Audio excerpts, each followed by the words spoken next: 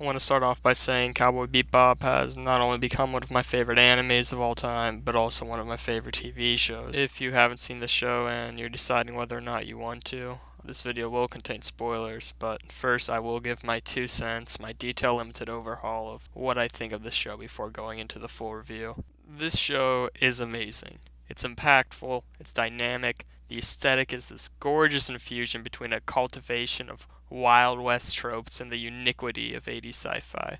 The characters become so well developed that by the series end you feel a part of you left behind. The storytelling's impeccable, it's backed up with gorgeous animation, and for once, it's a scenario where English dubbing is on par, if not surpassing, the original Japanese voice cast. Now to dive into the full review.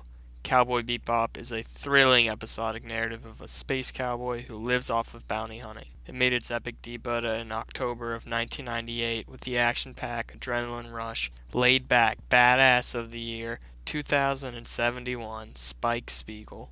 Asteroid Blues is the wonderful opening episode of this anime with one of the most iconic representations of what Cowboy Bebop envelops. It begins with a flashback of Spike being held up at a church. Quickly after we see Spike with his partner, Jet Black, traveling to the first bounty in the series.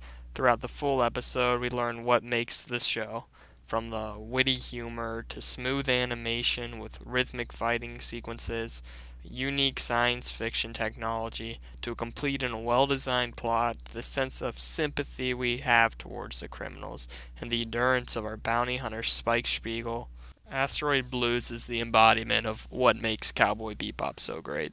As the series progresses, we're introduced to three more primary characters.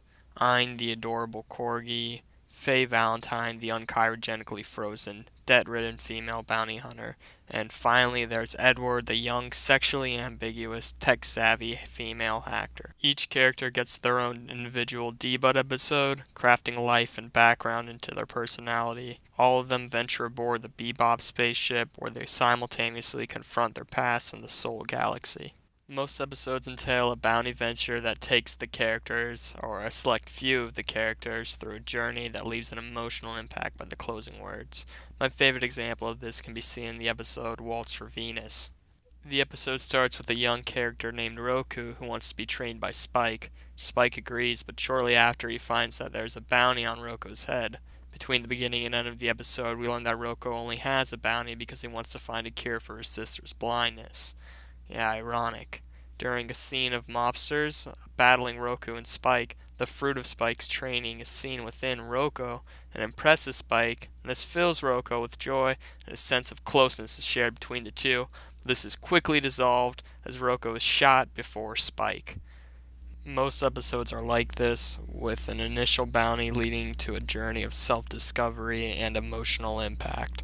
Spike is of course the most complex of these main characters. He has the most ambiguous past and a nonchalant view of death. You learn of Spike's past through the short flashbacks and well-developed dialogue in the show.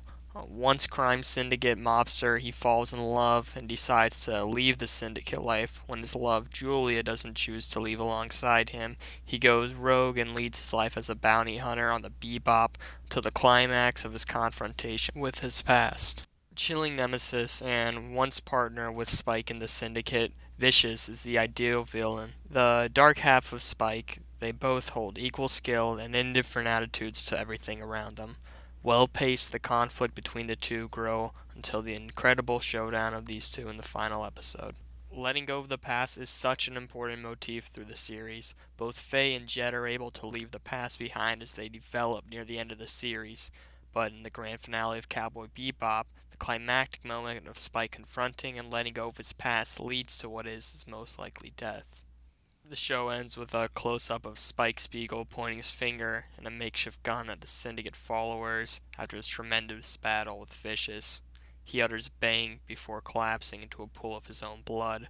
This ending is impactful emotionally, right as Spike is able to move beyond his past and lead a normal life, our space cowboy collapses. Cowboy Bebop sits on a summit of anime and furthermore television greatness. Incredible in most aspects and excelling for what it is, this show is a must-watch to those who enjoy quality television.